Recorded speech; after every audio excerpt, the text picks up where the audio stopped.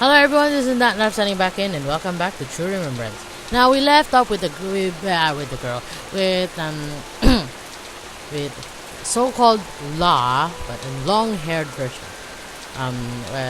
Backstory of Black Iris when he first had her in the apartment because some idiot Annalie, mega stupid idiot, left her in his place. Still, what do you guys think of the story so far? I found it every time I read this, I find it very, very, very cute.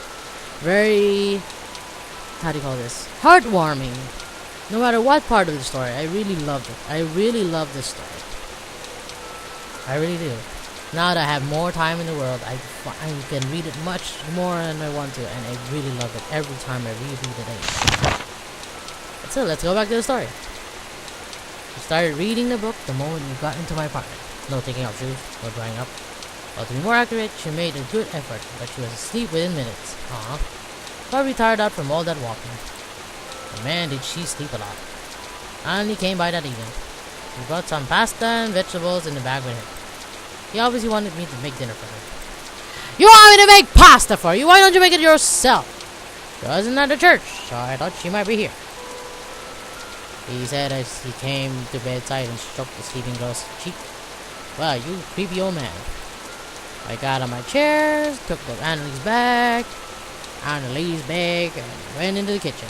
Great, I'm now making food for 3 people, if not 2. Annalie got into my chair and stayed put. I started washing the vegetables for the salad when Annalie started talking to me. She started talking a lot, hadn't she? Sure. Not a lot though. Just a few words here and there. Never uttered a word. Not in all the time I've known her. But she wants to talk. To you. That's right. I turned to stare at him when he said this. His eyes met mine, narrowed, gleaming with vicious light, and awfully amused. Obviously he had been waiting for this. You creepy old man! So I turned back to the salad. It's the truth. Not a single word to me. Wasn't necessary. But now she talks. And is interested in all sorts of things. I plated the salad and pasta and carried everything to the table. As I approached the bed in order to wake up her sleeping beauty, Annalie casually remarked, I wonder, if you like her, you can keep her. I'm not you moron! If you promise, you treat her well. Are you serious? His face was his usual harmless old man mask. Impossible to tell whether he was joking or not. I glared daggers at him. Maybe I was starting to get mad. Maybe I wasn't. I didn't really know. I had to say something. Unlike you, I don't keep people as pets. If you really want to treat her well, I don't love her. Really, then why are you running your fingers through her hair like that? Yeah, that's right. That's a human instinct right there. And why that loving look in your eyes? I don't love her at all. He repeated softly.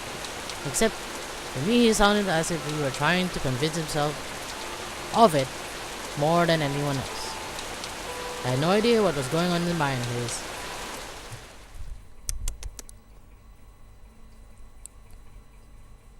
Neither the girl nor Annalie came by my apartment anymore after that. And as for myself, I became so busy with my own work that I didn't really think much about them. But there came a point when I found myself between assignments and I began to wonder about what happened with the unlikely pair. I'd be planning on heading out of town anyhow, so I decided I'd drop by the church. Maybe I'd find the girl there. I was, after all, starting to get pretty worried about how she was doing. Great. It was an unusual sunny day. Shreds of stray light flickered and faded in the puddles that dotted the streets. The stained glass windows of the church came into view, almost alive in the day's stars shining in their exhalation. Exultation. I opened the door and went inside. It was pleasantly cool within. The air was quiet and still. I remembered that the girl lived in the basement. except it was too dark for me to really see much, which meant I had no idea where the downstairs were supposed to be. But then I realized someone was here with me, over there where the benches were. I found her. There she was, sitting on the floor motionlessly. If I hadn't known better, I would have thought she was praying, or something like that. She looked towards me when she heard my footsteps, and her eyes went round in surprise when she saw who I was. "Did you come to see me?" she said, her eyes glittering with excitement. "Great! No, that wasn't altogether unpleasant, but this was making me blush. Then blush already! Pretty much. I was wondering what had happened to you, as I haven't seen you around for a while." The girl's face went blank for a moment, but then she managed a small and troubled smile. "Got a little busy. Couldn't leave this place." There was something awfully suspicious about what she said, but for now I was relieved and she was alive and well. Oh, thank goodness. I was worried. Thought something might have happened. Anyway, I'll leave you be. "You're leaving already?" "Yeah, I've got a bunch of things to do today, so..." I felt sorry for her, but I did have to go. If I didn't get this stuff done, it'll never be. She looked up at me, down at the ground, then up at me again. Then, defiantly, she asked, "May I? Come with?" "Me? Come with? You do realize I'm heading out of town, right?" "Yeah," she replied sadly. This was the first time she ever asked anything of me, so naturally I was taken by surprise. "But you can't go out, can you? You don't have a Meijimura side protocol permit, so they wouldn't let you back in."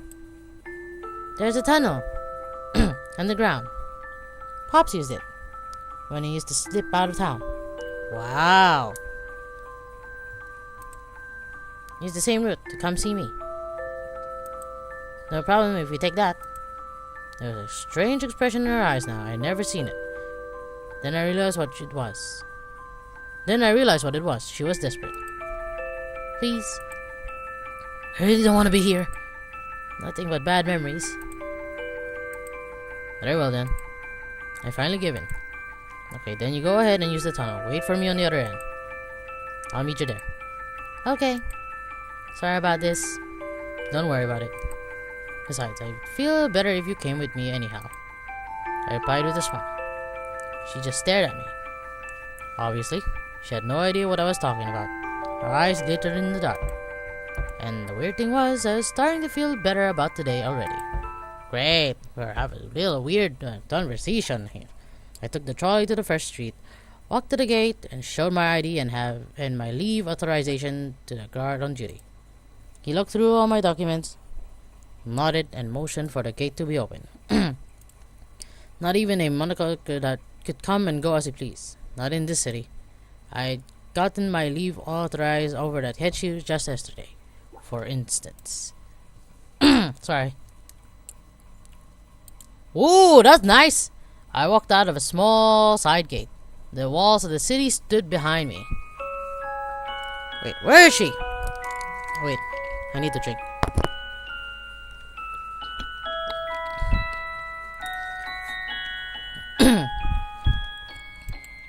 There was nothing for miles around. No matter where you looked at it, it was all grassy hills and forests. Not a single soul to be seen. It had been a long time. It had been a long time since I left the city. Maybe about a year ago, maybe longer. Well, first things first, I had to get my young companion. She'd shown me where the entrance to the tunnel was on my map, so it was simple enough to find. And sure enough, there she was, poking her head out from a small hole in the ground. She came out entirely when she saw me, and ran up the hill to where I was. Whee! The hills are alive with the sound of music. Never mind. We're going to be walking to the closest town from here. Will you be okay? Yes. Wait, do you have shoes? I replied with a nod and a deep breath of fresh autumn air. And so we started walking. For every hill we climbed, yet another one appeared. My companion seems to be fascinated by every plant, every tree, every bush, every flower she encountered. She went running every single time something new appeared on the horizon. It was going to be fast asleep when we got home, for sure. We arrived in town in due course, and I flagged down a taxi. When I gave the driver my destination, he said. Oh yes, that's a lovely part of town, isn't it? He wasn't wrong, by the way. That was my opinion of it too. On again with the clouds. Shortly thereafter, the taxi dropped us off at our destination. I headed towards a house at the end of the street with the girl close behind me. The house had a small garden and the lawn was green and well kept, and the flower bed was beautiful. But the most beautiful thing of all was standing there with a hose, watering her garden. I stopped the instant I saw her. My companion looked at me quizzically. A gentle breeze swept through the area and carried the fragments of Maria's song. This brought back so many memories. For instance, the last time I heard her sing the song, she told me about her dreams. To live in a small house, raising lots of flowers. That was all she would say. Such a little dream, yes, but not one that could ever come true in the city where we were born. Ooh. Wait. Oh, so beautiful. I like your drawing. Artist, I love your drawing. Whoever you are. This song. Beautiful, isn't it? I love all your drawings here. It's so nice. It's not drawings, isn't it? It's paintings, more of. My companion murmured. Yeah. I replied with a smile and turned away. At the same time, I heard someone from inside the house calling Maria's name, to which she replied with a bright and cheerful voice. Let's go. But she stayed there, looking back on Maria and her garden, for a long time. We got off the taxi and started heading back towards our city. Except my companion had changed quite a bit. Instead of running around and exploring her surroundings, now she was refusing to leave my side. I could still hear Maria's song singing and ringing in my ears. Such a bright and happy voice, one I'd never heard when we were together. I hadn't seen her in a year. Did people really change that fast? I guess they did. 5 years ago, I had left the city where I'd been born in order to become an monomicide at all costs. I wanted to make Maria's dream, house and flowers and all, come true. That was the only reason I ever had, the only one I ever needed. And so I lost touch with her for 2 years. Couldn't be avoided. Only those with monomicide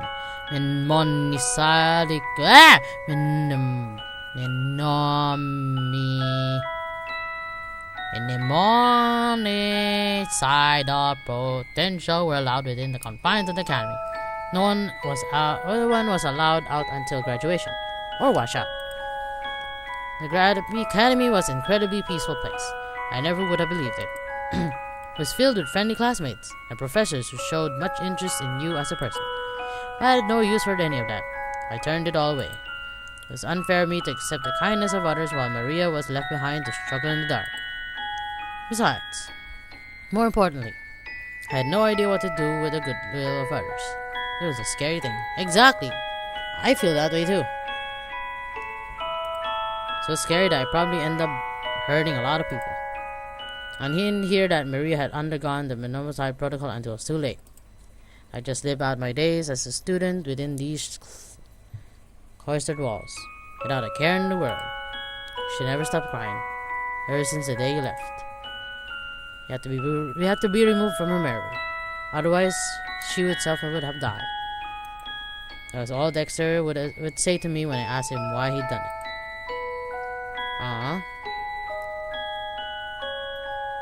I turned, only to see that my companion was now walking a little behind me. There were tears running down her cheeks and dripping to the ground. Don't mind me. I'll be fine.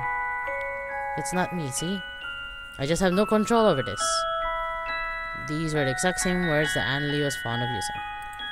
Except this one was different. Unlike Annalie, the girl didn't stop crying. Yet I was jealous of her.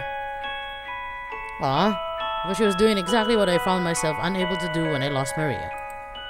Instead, I just sat down in the back alley and watched the rain come down on me. Complete useless. You're the one who's really hurting.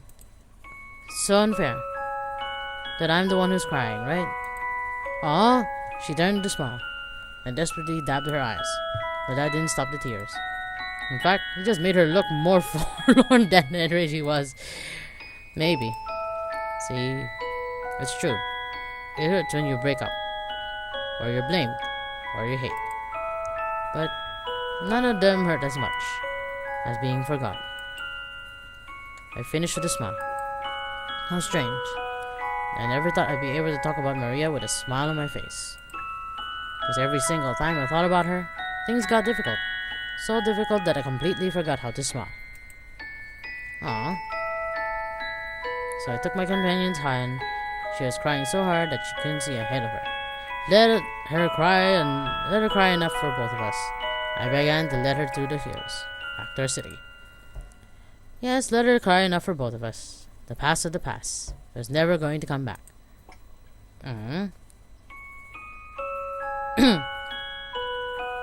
My companion didn't seem to want to stay in the church once we got back, so I brought him to my place. It was dark out.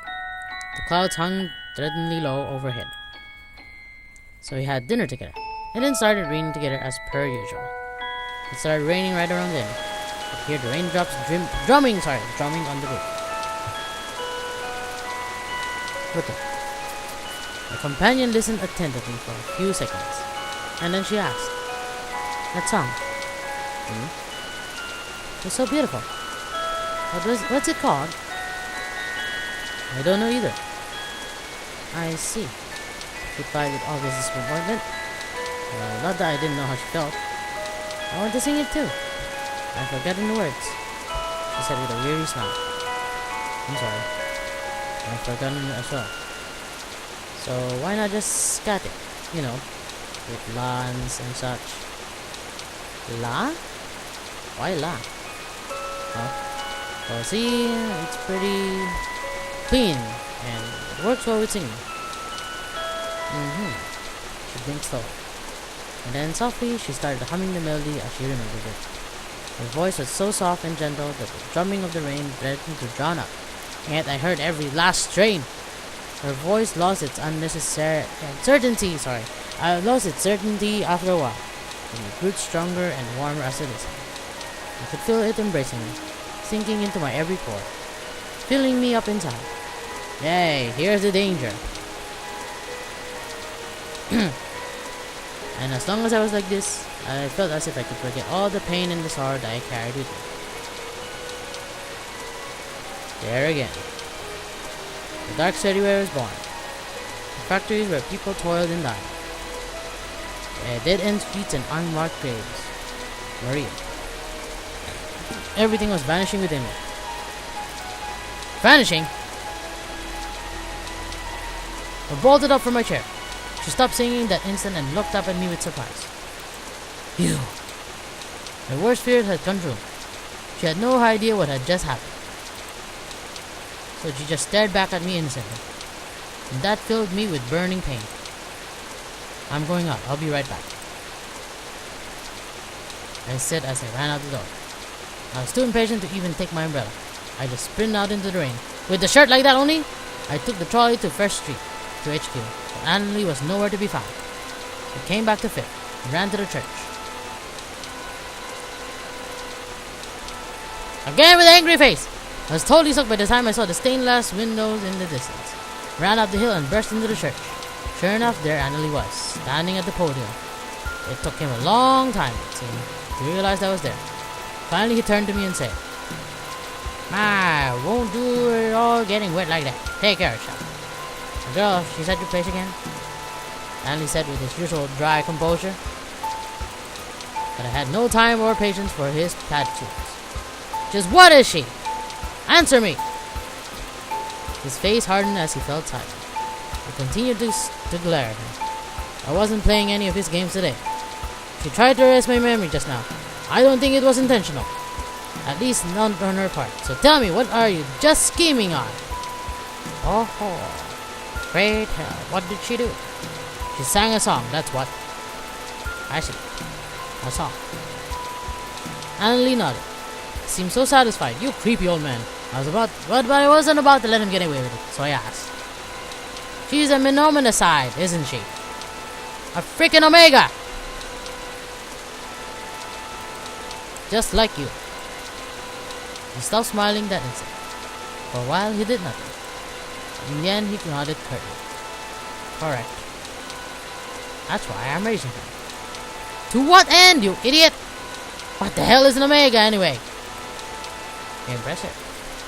Oh, impressive. It only took you a while.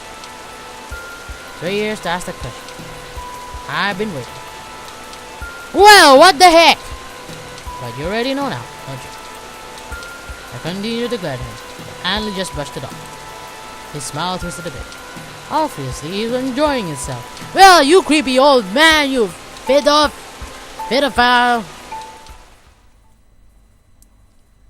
You've seen it with your own eyes, haven't you? You've been past the gate. I know you have. Right. I slipped past the gate on 8th Street, the so-called Gate of Farewell. Every cured patient left the gate through that gate, or in a body bag. And honestly, I hadn't had much interest in Omegas until I'd first met Annalie, 3 years before. I had known from the beginning that he was a genius and not above using underhand methods to get what he wanted. I had also known from the beginning that he was using me, but I didn't know why. So obviously, I've been investigating on my own. So one night, I waited for the changing of the guard at midnight and used that opportunity to step out of the gate. I knew that if I was found out, I would be expelled out of town. But I didn't care. So bright! I was greeted by a wide corridor that seemed to stretch for forever. There was little rooms on either side of the wall. Great. Each room had a window on its door. I looked into one of them and was shocked to see a small boy there. Wow. I forgot about this bit. I actually forgot. He's sitting deadly still in the chair, just staring back at me. But that didn't last for long. He burst into tears in a matter of seconds. This was unreal. There was no sound, no noise, just tears. I looked around and realized every single one of these rooms had a child in it. How long was this corridor anyhow? How many children were imprisoned here? I stopped looking into the rooms altogether after a while. I knew exactly what I'd seen. It was enough to give me the worst headache of my life. Always a headache. Sorry, I need tissue under my hands. It's getting moisty. All I knew was I couldn't stay here, which is why I ran for my dear life back into town once it was safe. All those children. They're all Omegas, aren't they? Correct. I was one of their number, long ago. He said with a nod. They're all crying, weren't they? But it wasn't because they were sad themselves. It's because you were there with them. I had no idea what you're talking about. Those children have no selves. They are empty. Echoes. They take on the emotions of people near them, whether they want to or not. Because they each have a hole as big as their souls, and it needs filling. I thought of all those children, all those tears, and I cursed. But Annalie smiled back. Don't feel sorry for them. They don't feel a thing. No pain, no sorrow. Oh, really? Then what about yourself? You're an Omega, just like them. And so is that girl. Exactly. The worst thing, when you realize you are you. I came to that realization one day. I wondered what I was doing here. I wondered what would happen to me as they took all that sorrow held in me. You saw, all children, no one else. Because none of them grow up. They all vanish, overwhelmed by psychic erosion of others. I didn't want that. I escaped from my room. I wanted to live. I didn't want to vanish. Obviously, they caught me before long, he said with a weary smile. And they didn't make me go back. They had no idea what to do. With an Omega who had violation, I was the first.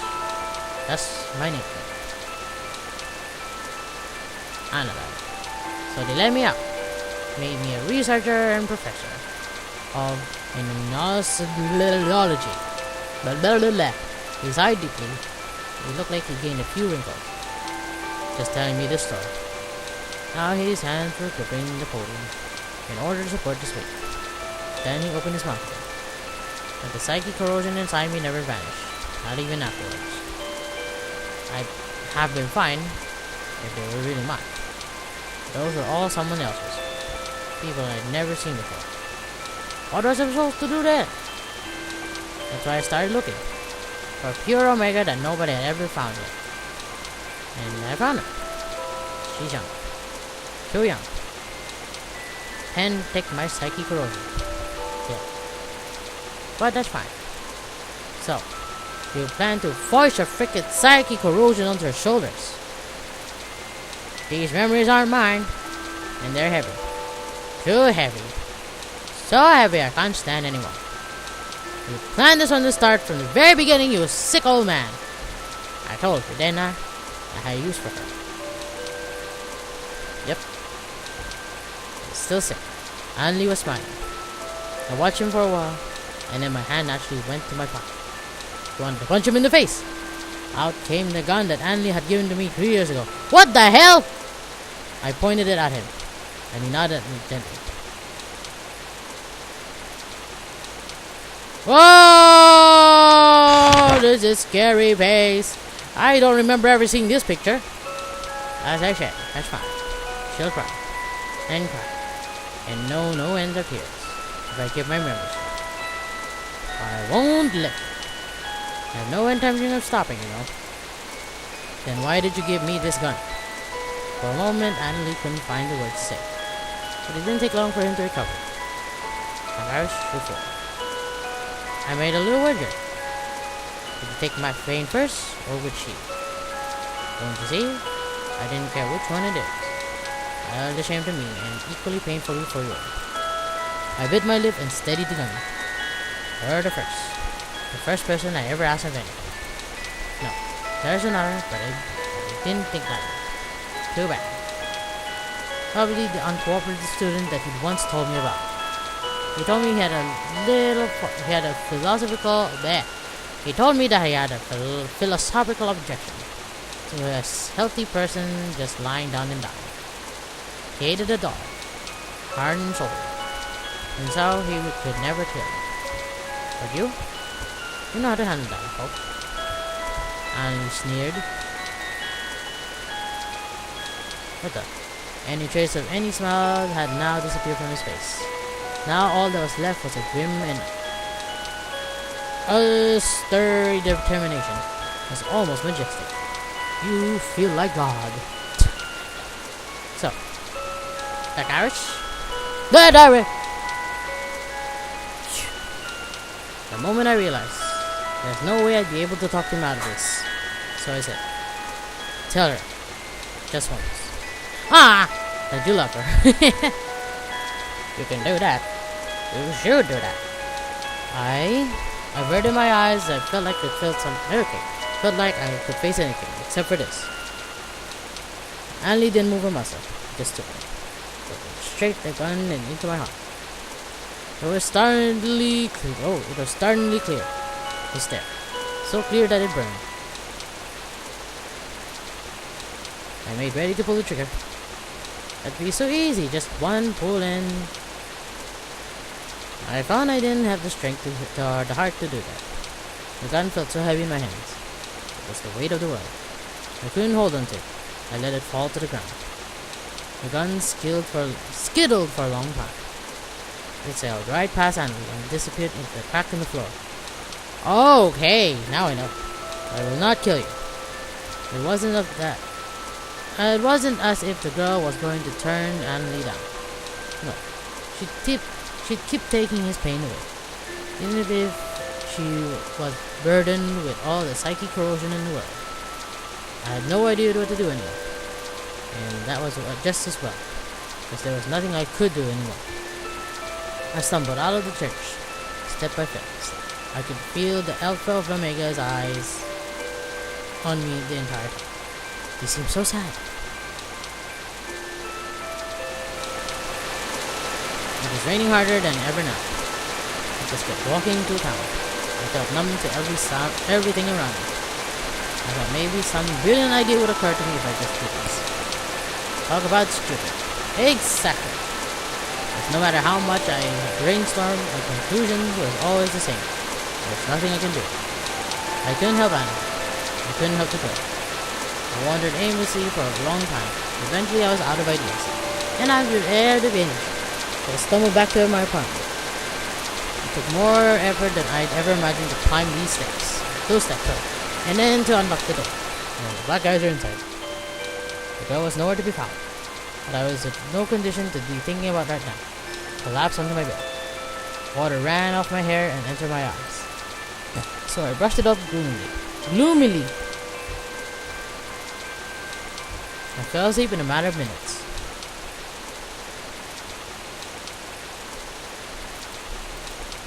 I slept forever. When I woke, I had a high fever. Maybe because of the rain. Maybe because I was tired of thinking. Thinking. I couldn't even stand. There were so many things that I had to do. But for the life of me, I couldn't move my body. This was hopeless. It took me 3 days. On the evening of the third day, I got up, out of bed, and stumbled outside. Well, did you take a toilet then? I had to get over that church before it was too late. I had to get to that girl before Anli made her take on his pain again. Yes. And I knew it in the back of my head that this wouldn't solve anything, but I had no other course of action. 3 days. That's not a long time ago. But it was enough for time for fall to turn into winter. It was so cold. I felt frozen and solid by the time I opened the door to the church. Wait. The girl was curled up on the floor, her hands in her head. Her head in her hands, sorry. And Anli was lying on a bench near her. The same gentle smile that had always graced his face was grazing it now. Except his eyes did not open, and his body did not move. I couldn't believe it. I moved in closer. I needed to know. The girl raised her head from the floor at my approach. Her hair spilled over her shoulders. It was white. Yep, she absorbed it. Pops. He was always sick. He refused hospitalization because he knew. He couldn't see me. He hid it. I found him. Collapsed here. Tears continued to stream down her face. But she didn't bother to wipe them. Instead, she gently touched Anli's face with her hands. It was such a gentle act, as if she were saying goodbye to each and every one wrinkle on his face. Pops. Pops. But Anli never woke up. Oh, he's dead. The girl shed tears. So many tears that Anna's face was drenched by the time it was all over. Her tears, her white hair, her shuddering body, it all filled me with such pain. And so in her own way, she's taken this pain away from him at long last. See? It's his face. Now you know. It's locked.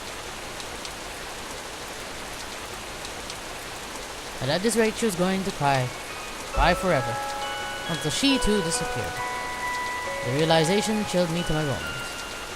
I wasn't about to let that happen, not if I could help it. I started walking towards her. I didn't even realize I was doing it. I was going to try and seal her psychic corrosion away. I already knew. This was impossible. I had no other course of action. I had to try it.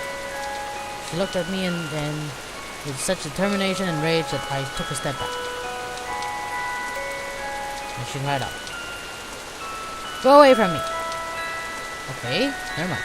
She tore herself away from my gaze and started shaking her head violently. "Let me go." Pops asked me to stop. He wanted me to just stay with him. Just hold his hand until the end. I looked at Anli's peaceful face. I told you he was sitting on the bench, not on the floor. And I knew there was no way he could have died like this. Unless I didn't want him to leave me. Not with all the pain. Not with all those memories. So she backed away and glared at me. These are my memories. No, they're not. But these are all I have left of him. Don't you dare. She covered her face with hands and color. Don't you dare take him away from me. With one final scream that depleted all the energy in her slender frame, she started crying again. I don't know why. Not even to this day, I don't understand it. I couldn't take another step. She just loved me, okay? I stumbled out of the church, slumped against the wall, and sank down to the ground. Psychic corrosion. So hard, so sad, so heavy for a soul to bear. Just thinking about her now filled me with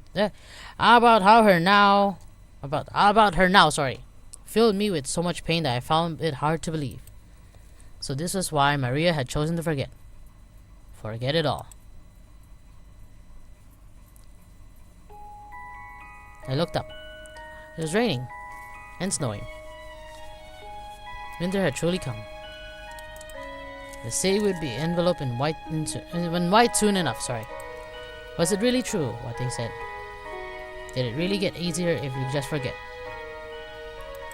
Somehow I had my doubts now. I felt weak. The fever had come back, and it was snowing so hard now. But I could still make out the black suit. I needed to stand, so Dexter knew where she was. He'd sent his agents to get her. Not if I could help it. So I stood up quickly as I could, but everything was a blurry. All my strength left me. And I slumped down to the ground. Then I knew no more. And the world, everything that I knew and loved in it, went completely dark. I never stopped thinking about the girl, not even at the last. This is my true remembrance.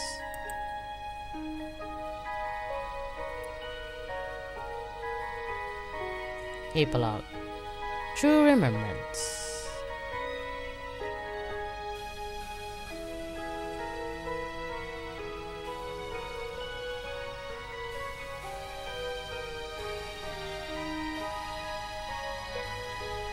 Last song was Warm and Sweet. Actually, I'll save that right here. So, and thank you so much for watching. I know this was a little bit shorter, but I'd want to get that last piece of the story right in the correct part.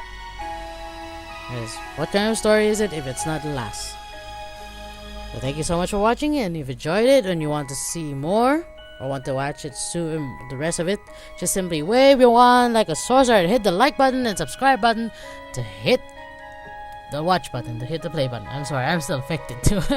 Every time I watch this, I still loved it. I still love the story. I'm so affected too. Until then, this is Natnarf signing off.